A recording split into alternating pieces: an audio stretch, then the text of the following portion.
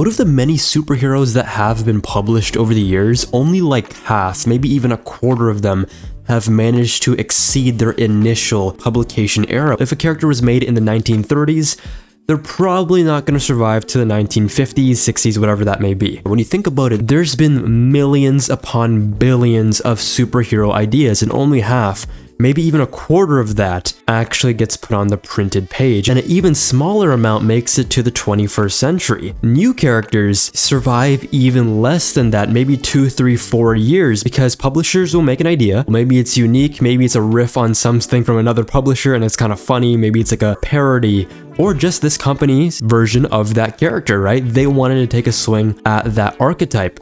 But after that initial storyline, when the writer, the OG, gets off the book, the company's like, well, what do we do now? We just throw them to the wayside. We're not going to put that much effort into keeping these characters because we really didn't see that much potential. And even if there was potential, the money just wasn't there. But now we live in an era where there's 1,000 or more household names. And in comics, a lot of them have a reputation to uphold. They have succeeded, but as you might expect, with that many characters, frauds can be caught out in the wild, I know. A lot of things are going to fall back, right? And in this video, we are going to be talking about the most fraudulent characters in comics. Characters who have fumbled, because let's be honest, not everybody's going to have the best day all the time. We're going to have bad days. You, me, these characters in general. It happens, it's normal. It's expected, but after seeing it so many times, it becomes a pattern. Sometimes you'll see them get beat up by lesser characters. Like, how could this happen? You have so much power. You're seen as one of the strongest beings in comics. How could you let this slide? You let a human run your fade and now you're on the ground. Pick yourself up. Or maybe it's something to do with ideology. These guys have this certain way of looking at things. They push this sort of agenda onto other heroes, or they just follow it to the letter. But when you look at their track record, you don't really see much of a follow through. What are you yapping about? It's all talk, no action. Do they deserve the reputation that they amassed over so many years? I'll let you guys decide at the end of this video. I love all these characters, by the way, but sometimes people need a reality check. And in Fraudulent Enterprises, we are going to welcome in some of our favorite frauds that have been done dirty by the publishers. So the first character coming up, would you please step on through the door? Come on, don't be shy. You got this, my boy. You got it. Come on.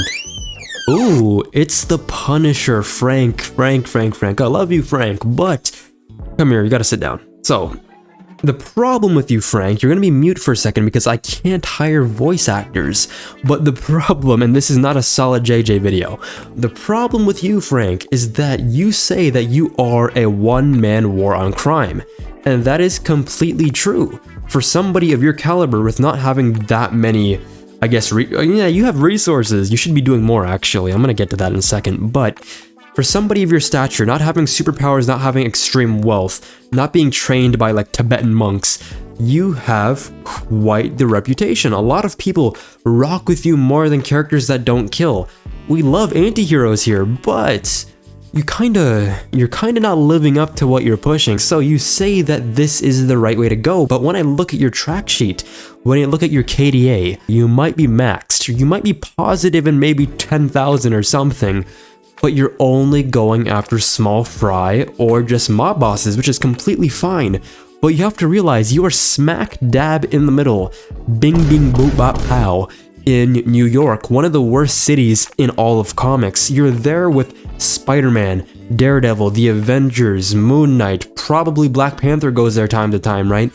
You have all of these alien invasions, all of these big supervillains that have committed atrocities way higher than the people you kill. You kill street drug dealers, and you're not gonna go after these guys. You kill people for lesser reasons than people who actually commit atrocities. Why are you getting Schmo 2 over here for jaywalking and assaulting, I don't know, a bear, and not Green Goblin? But actually, stop. What is that voice? I didn't give you a voice. You're not allowed to talk. Let me speak. Zip your mouth. I have the receipts. Look at this. So you went after, I did slip up in my words. You did go after Norman Osborn, but what happened? You sniped him, and then Sentry caught the bullet. So not only did you fail, he's still alive to send more people after you. He had his Dark Avengers, and he sent Daken after you, and he ran your fade so hard that he cut you up in pieces. This man killed you, and for you to come back, you had to be Frankenstein. Huh? How could you let this happen? You are an A-list character. Let's look at your main enemies. Jigsaw, why is this man still alive? Kingpin, Wilson Fisk, you be talking mad onto Daredevil's name, but Wilson Fisk, he fits your category. If you're trying to keep up your brand of only going after mob bosses, he's the biggest one in the city. He's the one you should actually keep your eye on the most. He does crazy things. In War Journal, you're gonna go after him. But Fisk just walks away, and then you end up going after lesser targets. When Daredevil intervenes, you just fold.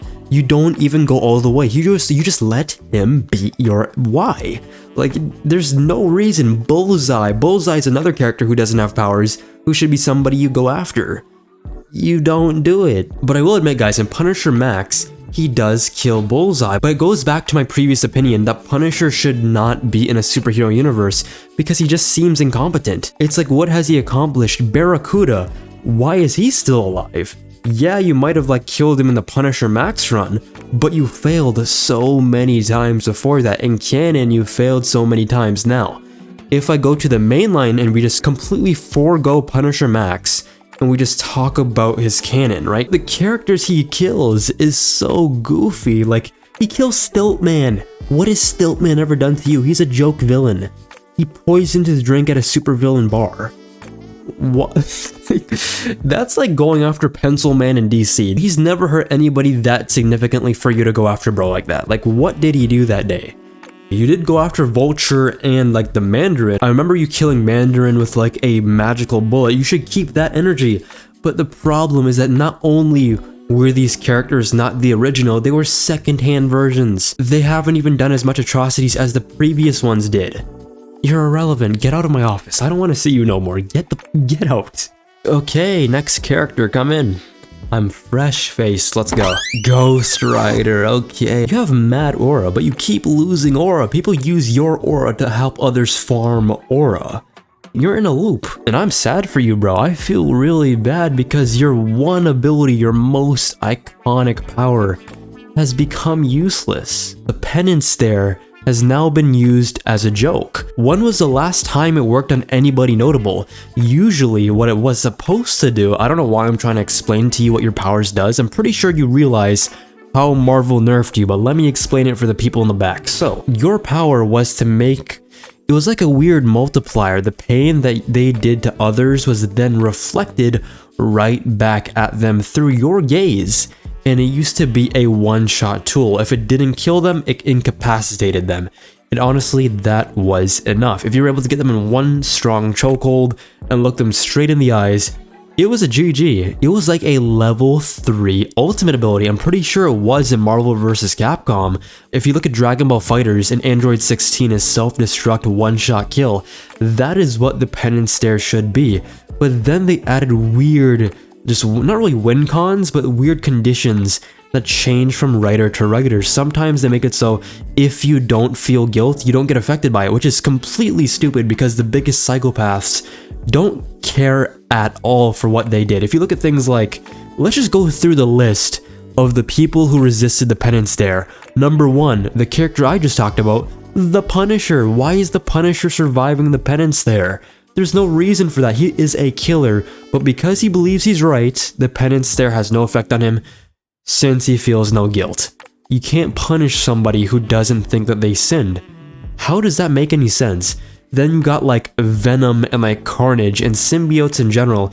It doesn't work on them either because the symbiote just absorbs, reflects, or just, you know, deflects the penance there's effect. And since Eddie and Cletus, since they have like a dual mind split, it makes it hard to have a clear feedback on who should be hit by the penance there. But shouldn't it be doubled? There's 2 people there that committed sins. In my opinion, that's how it should work.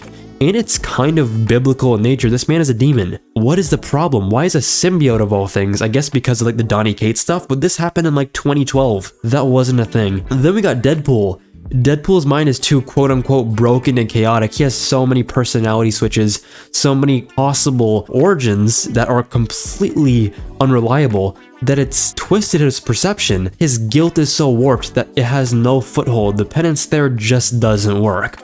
So apparently if you're mentally unhinged and tortured, the penance there doesn't work. What are we doing here, Marvel? Thanos doesn't feel any guilt, so that doesn't work on him either. He was like, do you think I care about what I've done? Dr. Doom, he's like, I have no regrets, only calculated necessities. His ego has so much aura, it prevents the penance stare from working. I've never heard that in my life, because he sees himself as a savior. All of this guilt just doesn't work. He feels like he was righteous in his actions. Then we got things like Bruce Banner. Ghost Rider fought him in World War Hulk, and since he was justified in his rage, the penance stare didn't work. He is quote-unquote innocent. Just because all that stuff happened doesn't mean... Dude, Bruce Banner as the Hulk committed so many atrocities, and just because it is the Green Scar personality shouldn't mean jack. It should go through all of that. It is a mind hacks trap that then has effects on your body. It goes through your soul, actually. It's even worse than mind hacks, the soul hack. Do you think just because he's a different persona, all the stuff that he did, all the guilt from like his previous Hulk personas and Bruce Banner is gone? No. Every single persona that he makes stacks trauma. It should kill him before Ghost Rider could say Spirit of Vengeance. And then we have Galactus. In the recent like one-shot issue with Ghost Rider and Galactus, Ghost Rider transformed into a new variant to increase his power, which is really cool. Here's a picture up on screen.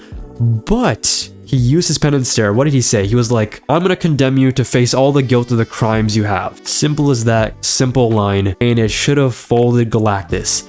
But then this man was like, no. What do you mean no? This should have worked 9 times. No, it should have worked 10 times out of 10. Because Galactus, unlike most other serial killers and like genocide, I don't know, creators, if that's a word, he feels immense guilt for the fact that he hungers so much, he has to kill people.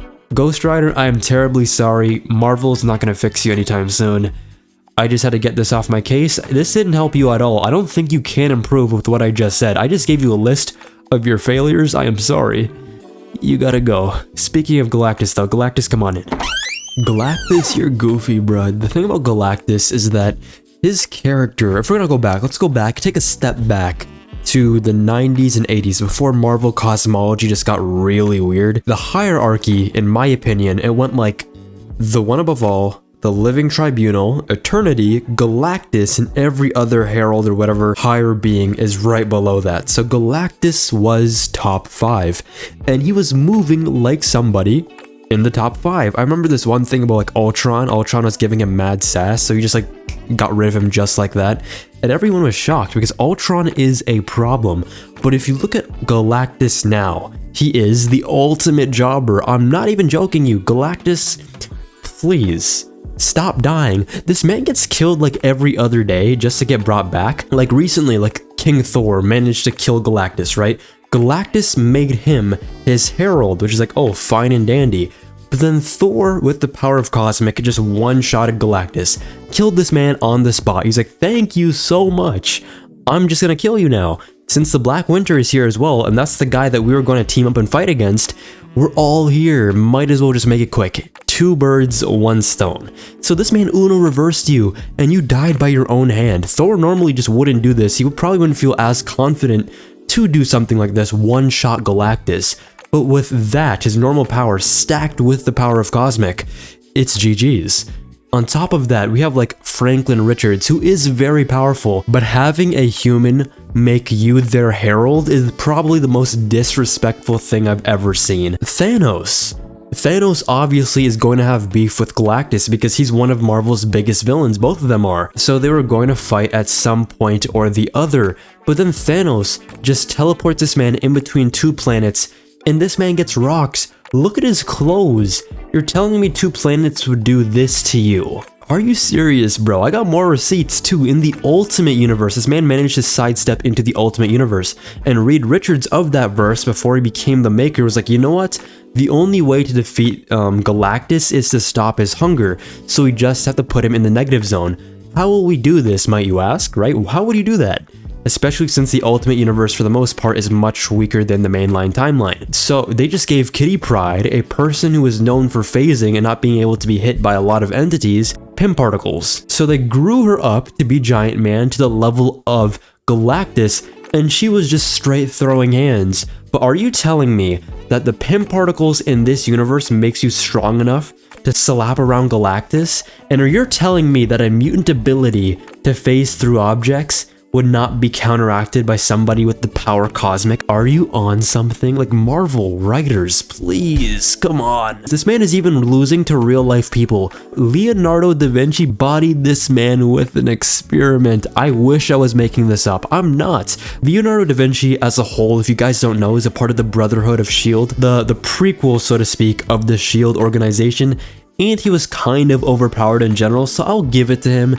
It's not that bad, but like, being the final boss, or one of the final bosses of Marvel, and losing this much, it's unacceptable. Like, you can't be that way. But just the fact that you have something called the Ultimate Nullifier in your base, a weapon that is made to defeat a lot of people, including you, in one shot, and the fact there's no countermeasures to take it back out of somebody's position, back into your hands, everything that I'm giving you right now, they are complete gems. Take this with your heart, okay? Once you go out of this door, I hope you actually progress into a better villain. You should be on some demon timing. You should not be killed by a device that you made that was in your lair that can be stolen by Mr. Fantastic that has no override. That's the worst offense that you committed so far. That's all I got for you. On your way out, just get Silver Surfer, okay? Oh my gosh. Ooh, new transformation I see. Kinda a bit dark now, huh? Okay, you had the golden one last week, you had the normal one the week before, and now you're black. I could say that. Anyways, the thing about Silver Surfer, yeah, just sit down and be pretty, it's okay. The thing about Silver Surfer is that he has immense power as the, of course, Herald of Galactus. And as you've seen in one of my previous videos, you know, hint hint, nudge nudge, you know, check the video out. Link down below. The icon on top, click it, video. Okay, anyways. I talk about how Silver Surfer is one of the best overpowered characters of all time because his comics are just so good. But when you put him, oh gosh, in any sort of situation that's not his main comic book source material and it's from other books, and he's like a guest star, he gets flamed so badly because they just don't know how to write Silver Surfer, or it's just like really goofy ways to lose. So one time, he got speed blitzed by the Carnage symbiote, and he bonded onto Silver Surfer, onto Norrin, and he became the Carnage Cosmic, you know, the little alliteration there. Secondly, I remember in the Incredible Hulk, was it by Greg Pak? I'm pretty sure, feel free to correct me down below. But I remember him getting blitzed again, ambushed, and then fit with this little obedience disc so that he would fight in gladiatorial battles. He was forced to do this. Mind you, this means that Cosmic Silver Surfer, the one in the comics, the canon version, experienced the same fate as MCU Thor. That's what he was reduced to. And I can't forget, since we're talking about Hulks, when he was beaten by Red Hulk. Red Hulk absorbed his power cosmic and stole his surfboard on a hit and run. Jeff Loeb, man, he could write some peak stuff, but for the most part, I'm gonna be honest, his recent work is some of the worst writing I've seen from a big writer in a long time, and that's so funny to me considering he's writing The Last Halloween, which is, in my opinion, a worthy successor to the Long Halloween and the Dark Victory storyline. So that's just crazy to see. And I can't forget when Black Panther put Silver Surfer in an arm hold, and he could not move. This man has unlimited power. He could have just exploded, everywhere and got this man off his back. But he could not move. He was stuck, and mind you, Black Panther had no amps. He was in space, I'm pretty sure, from my recollection, and that is Silver Surfer's playground. That is where he should be at the most powerful, especially against a street level quote-unquote kind of hero like Black Panther. But the fact that he was able to make it so his arms couldn't move, and this man is a 100-ton plus strength level character, Marvel doesn't fuck with this man, bro. Whenever it comes to guest starring roles, they will make this man eat dirt. And finally, let's bring in the most popular character that will be on my list, who's still in line. Let's bring in Spider-Man, the friendly neighborhood Spider-Man, before anybody kills me. It's the Zeb Wells version, the recent Spider-Man, and I'm sure everybody will agree with me on that. Okay, Peter, here I have a list of problems just for you, I know. But all of this, what I'm showing you here, is just you being out of character. And to be quite frank, your book has been fraudulent for like almost 2 decades. Granted, at least in Dan Slott's run, it was interesting. In Nick Spencer's run, at least it started off pretty good. Your run right now, Zeb Wells, I mean, at least you're in your new era, right? Joe Kelly came in and is kind of saving the day. But Zeb Wells, he did a number on you. And I'm not even a Zeb Wells hater. He does write good books. Hellions, my boy, fire. Like, people don't give Zeb Wells his flowers for the good books that he does make, but Spider-Man editorial, it must be noted, they want the writers to be hated. I feel like they do exactly what needs to be done to make the book trash, because there's no way a book could be so convoluted and garbage back to back to back. It's not possible. There has to be a glimmer of hope somewhere, at least for like 12 consecutive issues. That's never happened. But in Zebel's run, there's so much to talk about. I'm not even going to talk about the Paul situation. That's been talked about to death. And in general, is it really his fault? I guess it's kind of Mary Jane just wanting to be with somebody else, but not really. I haven't read the Al Ewing Venom stuff. I haven't read recent Zeb Wells. And I've said this before, I'm not really that much into Spider-Man anymore, so I don't know what they've been doing with Paul. But from what I did read, Peter, you did some messed up things. So in the first arc, what I remember, there was a tombstone thing, and there was a gang war. And usually Spider-Man this late in his career should be able to beat up Tombstone. Yes, he can get a couple licks in here and there, but I didn't expect such a seasoned Peter Parker to not only get tricked, kidnapped, beaten, and then literally Peter uses Tombstone as a way to cool the streets, right? He's like, you know what, I'm just gonna let you slide. Maybe it'll be like a Kingpin type of situation where it's like being the big dog actually helps out the streets, but letting a mass murderer, a killer, somebody who does multiple massacres in, I don't want to say a year, he's not that crazy, but letting a person like that consolidate power, still let a gang war explode. Furthermore, he is an ultimate nuisance. Like, he used to be the friendly neighborhood Spider-Man. This man's a neighborhood nuisance, an actual menace. We see him break into the Baxter building and fight the Human Torch and Thing and lie to them to getting a prototype reactor. This was so cooked, even Reed Richards like, nah, I gotta cut ties with Peter. Why don't you just ask them? Like, the ethics of stealing and fighting your friends and shattering friendships over this half-explained scheme that he kind of got across, it's like, what are you doing? And then there was like Vulture, he had a confrontation with Vulture. And this man just screams fraud every single situation I bring up. So, an enraged Vulture drops Spider-Man from the stratosphere, right? And the only reason why he survives is because Norman Osborn saves his life. Somebody that he normally beats the brakes off of, an old man, a Vulture, managed to get one up on Prime Spider-Man. And not only that, he fights Hobgoblin. There's this whole Hobgoblin mess, and he promises to like Ned, Leeds and Betty, that he will get them out safe. But him being so sloppy and not being able to read the room, and even spot a setup like he should do, Spider Sense, ding ding ding ding ding, they get hospitalized. And from what I remember, Black Cat had to drag him out. And throughout the run, he trusts a quote-unquote revamped, redeemed Norman Osborn. That is never possible. When would you ever believe that?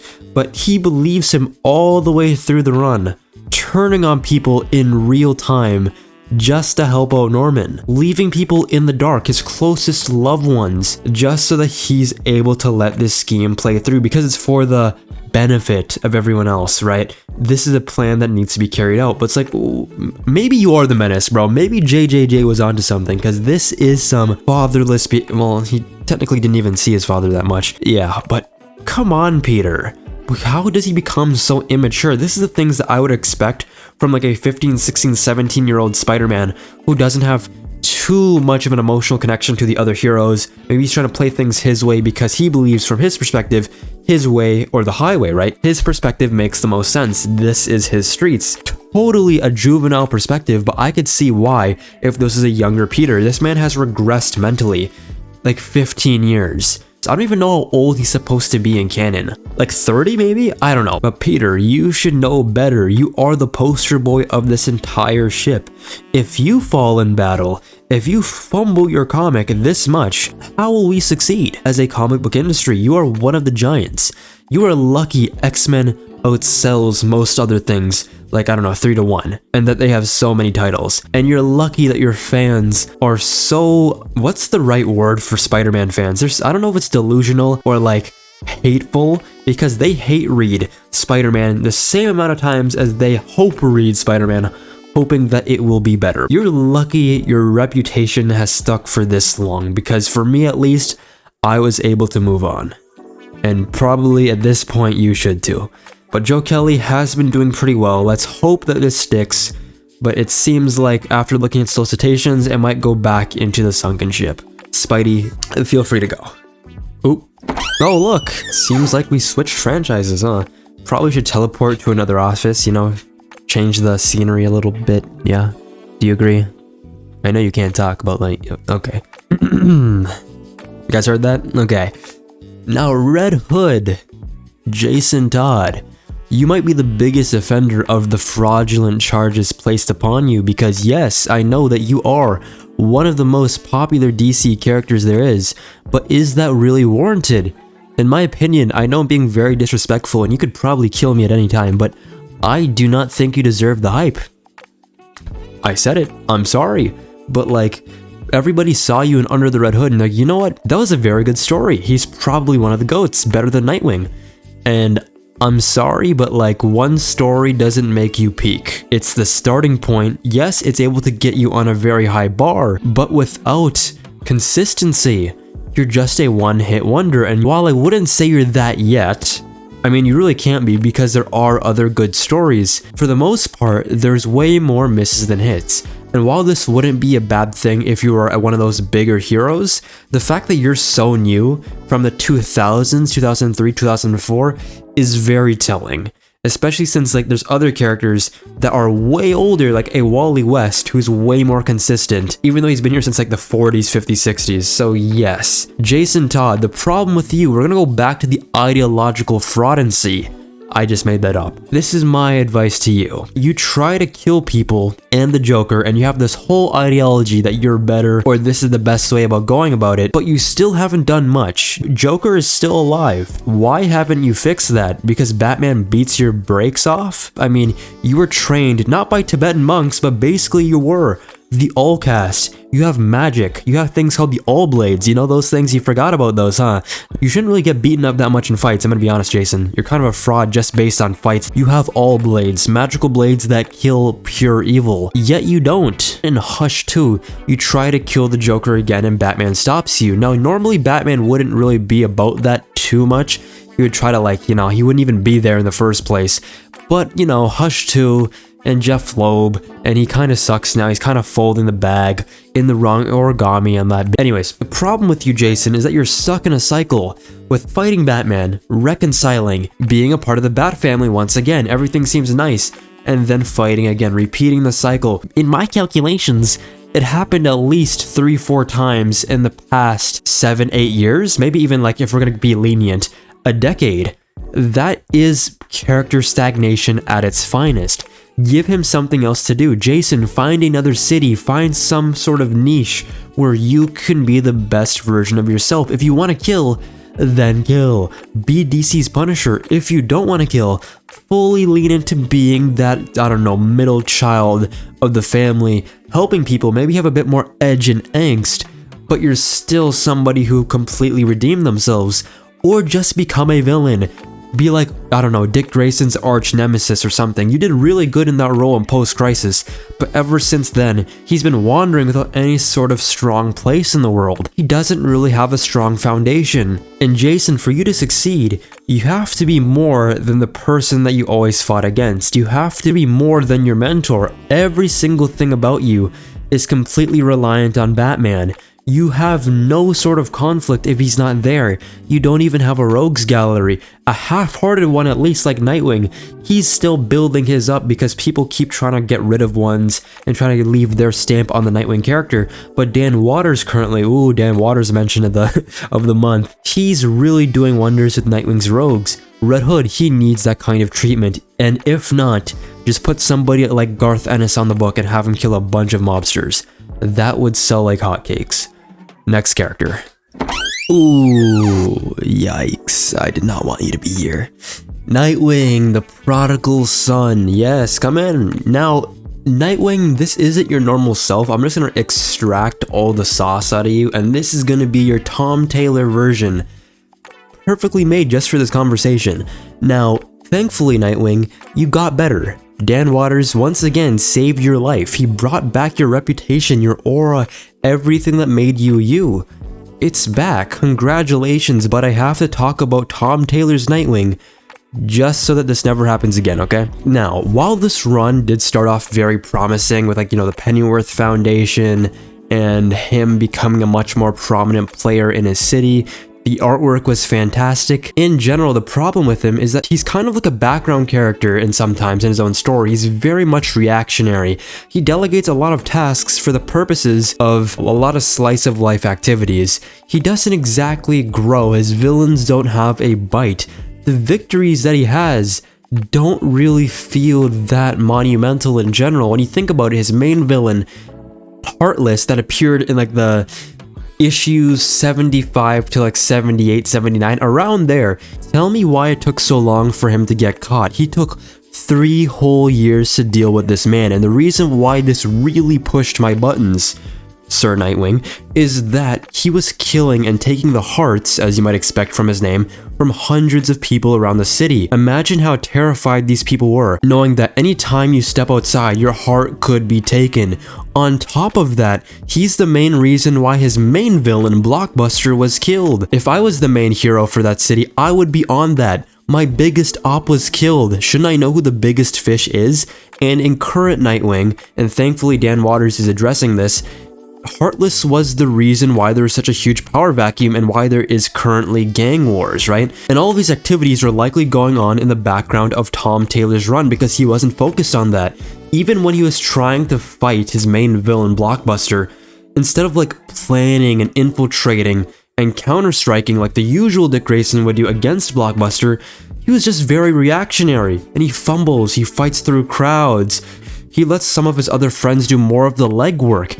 In terms of him being a team player, he's very much a liability, just like Peter Parker, but instead of being somebody who inconveniences his teammates, he's somebody that they have to save all the time, but they're happy for it for some reason because Taylor writes all of them in a way that they really love Nightwing. They can't stop glazing this man. But either way, there's circumstances where Nightwing is fighting very low-level tier villains, or people that he would usually one-shot, or just villains that he wouldn't have such a hard time dealing with, and then you have to have him get saved by the Titans. Have like Wally West save him, Starfire, Donna Troy. It's like, dude, this is your job, this is your city, why can't you do this by yourself?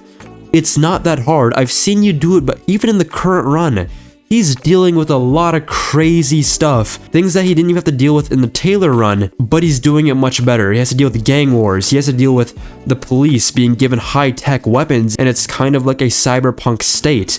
He has to deal with a new mayor electoral system going on, and there being a new mayor coming in that's more against vigilantes. He has to deal with huge and supernatural threats. Previous legends from Bloodhaven's past are starting to pop their head again. Things from his past are now showing up in his present.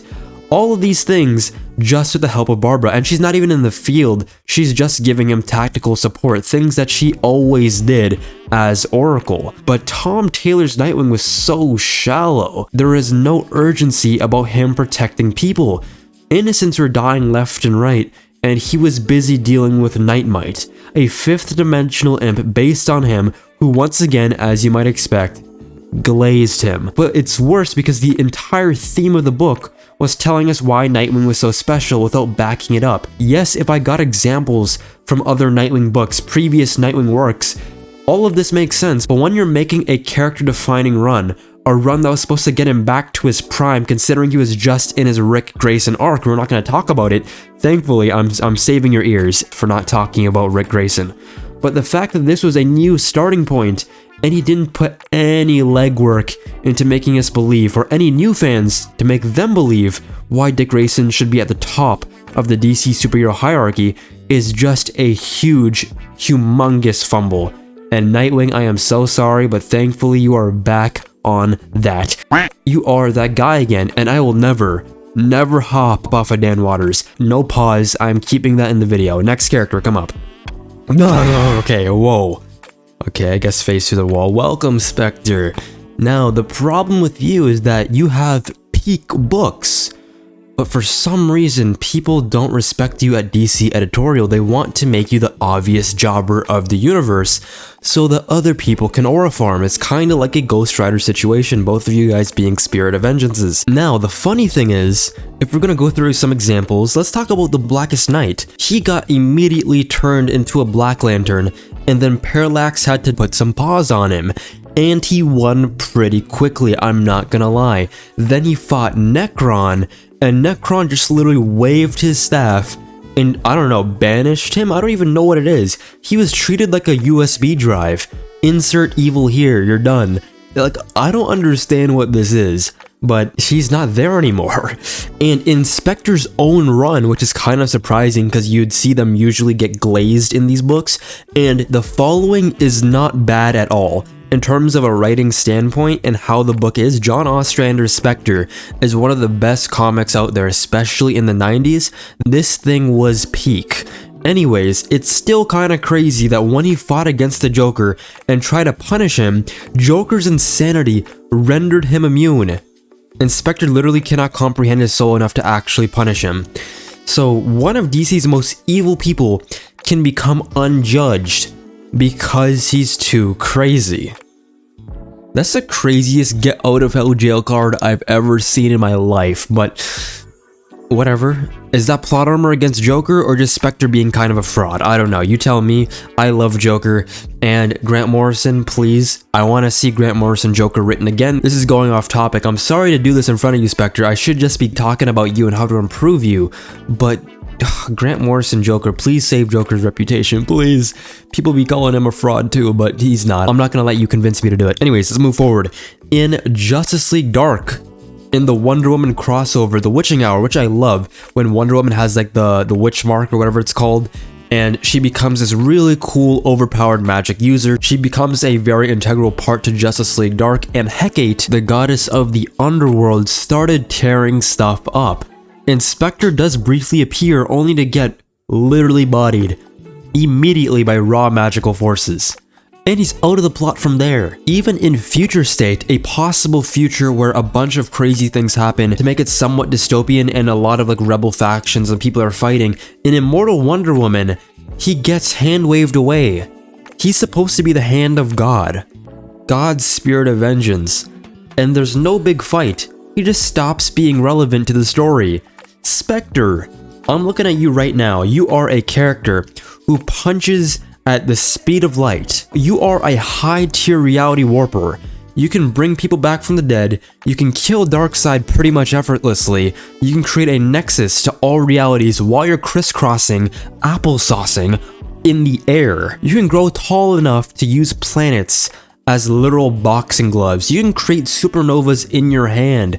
You can shapeshift into everyone's darkest fears at once and make everybody on Earth collectively have a heart attack. How are you losing? You are supposed to be up there. Maybe not the same level of like Lucifer or Michael, or even like, I don't know, Eclipso. I would say you would be on par with Eclipso, but since he was first, I'll give that the benefit of the doubt. If you lose to Eclipso, it's fine. But once you're getting kicked in the face by Batman, and that is quote-unquote hurting you, I think we have a problem. So even if it does hurt, Spectre, I want you to pretend like it's nothing, okay? Every single box that you receive, pretend like it's light work. At least try to aura farm, because you can't have this happening anymore. Your reserves are too low at the moment, okay? Get it? Got it? Good. Next character, step on in. Hey, guest cameo, Mark Grayson, Invincible, have a seat. Now, Mark, you are one of my favorite characters, but there is some problems, particularly your name. You're not exactly fraudulent, but the fact that you created that name makes it so. You get what I'm trying to say? Like, being called Invincible is setting yourself up for disaster, especially considering how many times you get beat up. And you don't just get normal superhero beat up. And my kind of perspective of getting beaten up in a normal way is from the far extreme. Maybe Spider-Man 1, like Tobey Maguire getting beat up by like Green Goblin, the way that was, how his costume was kind of roughed up, I think that's fine. But like, this man was on the brink of death so many times, getting impaled, limbs ripped off, getting split in half, all of this, and your name is Invincible. You are setting yourself up for failure. Now, I'm not going to tell you to change your name because your story is already completed and I can't spoil it because we're in a spoiler-free zone for very important things that are coming out in the next few years, and people watching this video don't want to be spoiled. Fourth wall break, yeah, you. I got you. But all of this stuff, fighting Omni-Man, Conquest, Battle Beast, Thrag, Powerplex, you're just getting plotted all over the place. Where is your plot armor? It is there, I see it, but like, the writers take you to the brink of that plot armor, and at the very end it pushes back, like a little ant holding up a sugar block in Ant-Man.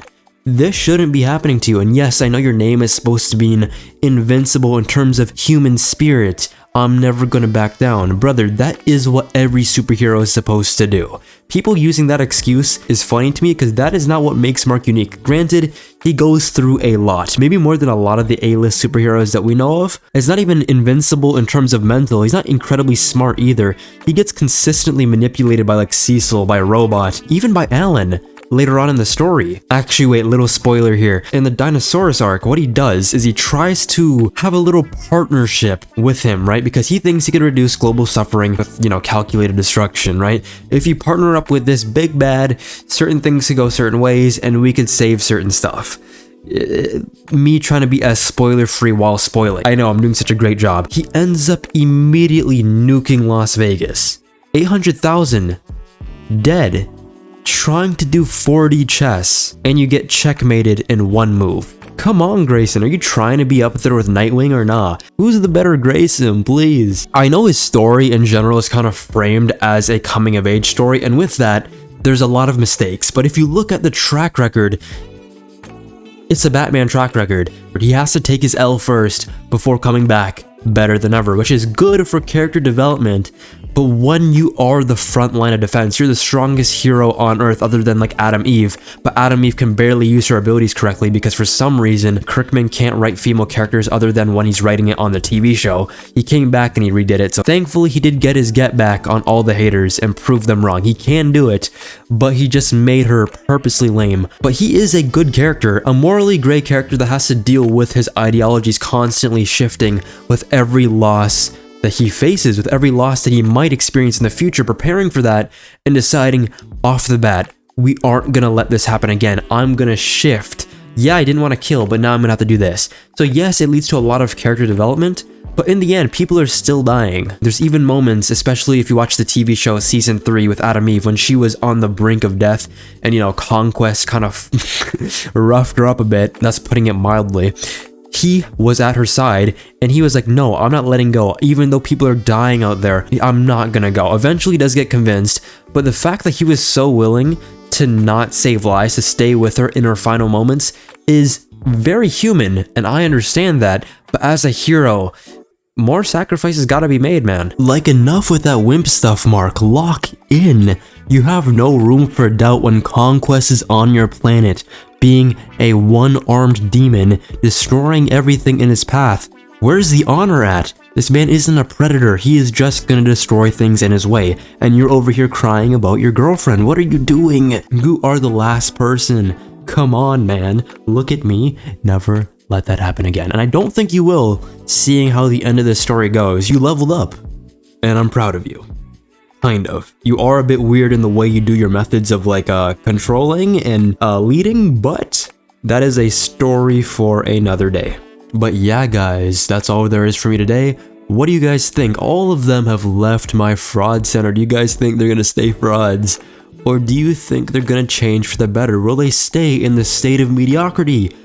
Or will the puppet masters pulling the strings actually do them some justice? Will editorial give them back the sauce? Only time will tell. Maybe they'll just stay this way forever. Maybe they'll change the way they get active. But yeah, guys, what do you think? Remember to like, comment, and subscribe. Turn on post notifications so you know when a new video goes live. And yeah, see you all later. Deuces. Take care.